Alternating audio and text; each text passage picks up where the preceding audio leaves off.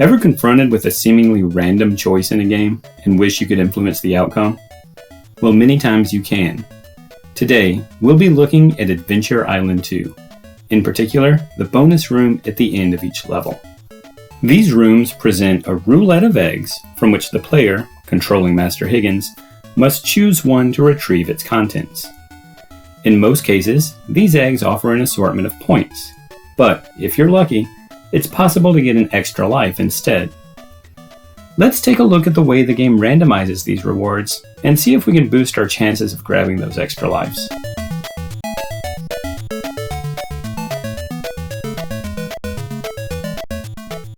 During gameplay, a special counter at address 82 gets increased every frame. Since this counter is only active when Master Higgins is on screen, we'll call it the Higgins counter. The Higgins counter is an 8-bit value, so it starts at 0 and goes up to 255, after which it loops back to 0 and continues counting. Other than this, the counter is never reset. Even if the player dies or finishes a level, it simply halts when Master Higgins leaves the screen. As for egg rewards, they're stored in a 64-byte table in the ROM. Before each egg is spawned, the game pulls its contents from that table by using the following calculation. First, it takes the value of the Higgins counter and zeroes out all of its bits except the rightmost 3, reducing it to a value between 0 and 7. Next up, it shifts the bits to the left 3 times, effectively multiplying by 8. So now, we have one of 8 values spaced 8 apart from each other.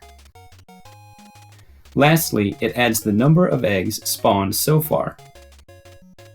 The resulting number is then used to determine which value from the table to read from.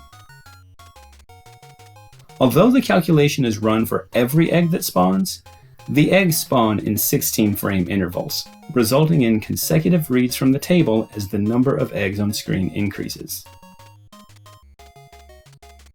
This shows us that the game essentially separates the rewards table into 8 sets of 8 rewards each. Which set is chosen is based upon the Higgins counter, and each set is read from left to right as it populates the eggs.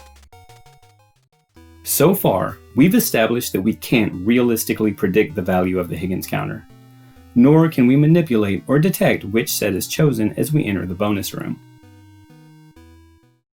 But we do know that once a set is chosen, its rewards are always loaded in the same order. So, let's take a look at the object IDs and see what we can do.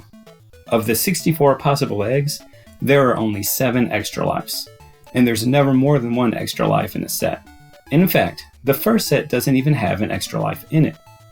However, by looking at the columns, we can see something interesting. Sets 3 and 4 both have an extra life in the 3rd column, and sets 6 and 7 both have one in the 7th.